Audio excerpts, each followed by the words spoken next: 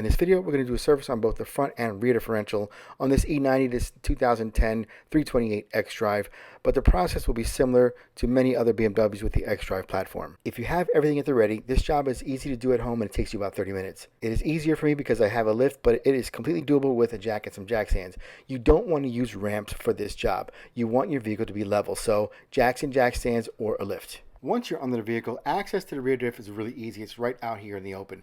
There is only one plug, however, so the fill and draining happens from the same place, unlike other differentials where you have two separate plugs, and we'll see that for the front one. To get started, you'll use the 14mm hex head or Allen socket to get in there, break that free, and open it up. Now there is a lot of room back here, so a regular socket works, but I suggest picking up one of these. I'll put a link to this below as well.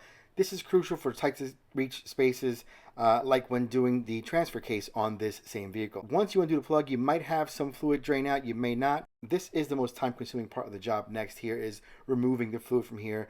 There's different ways you can do it. I'm going to use a pump like this that I can pump up a few times and it'll suck it all out in one shot. You can get yourself a pump like this for less than 10 bucks off of Amazon. I'll put a link to it below.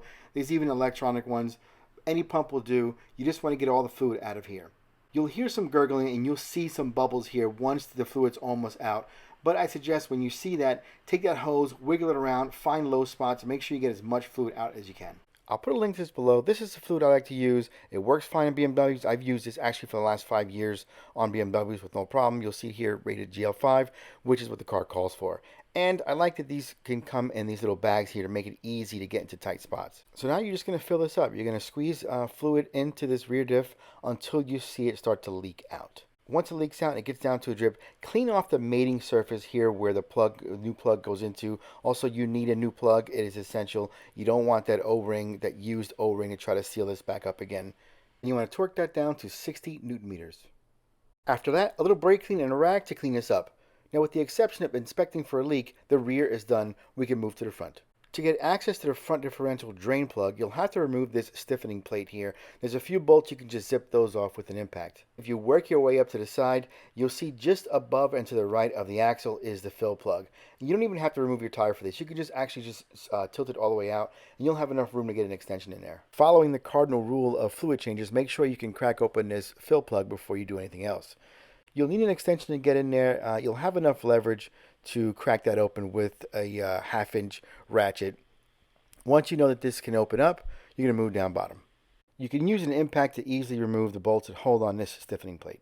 One thing to mention, I have two identical E90s, and on one of them, all the bolts are 12mm.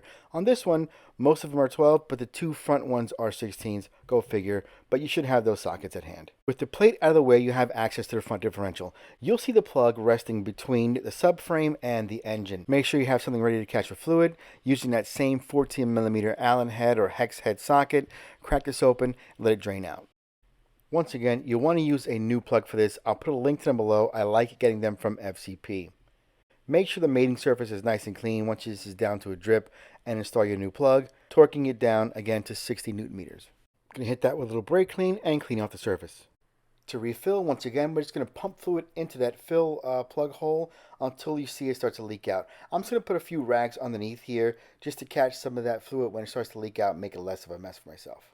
Once you see that fluid leaking out and it gets down to a drip, go ahead and close this off with a new plug and torque it down to 60 Newton meters. Go ahead and pull that rag out, clean up any residual oil that may still be lingering, and then hit this with a little brake clean to clean off the surface. Just use caution not to get some of that brake clean onto the rubber boot or in between where the CV axle goes into the differential. Once you've inspected that drain plug and checked for any leaks, go ahead and reinstall this stiffening plate. All that's left now is taking it for a test drive. If you had some whining before, you may notice that that's gone, but listen for any noises as you're moving along. When you come back, another quick inspection for any kind of leaks, and this job is done. I like making these videos to show how easy it is to do some of these things on your own, and of course to save a ton of money while doing it. I'll put links to items and the tools that I've used below, and if you use my links, I will earn a whole 17 cents.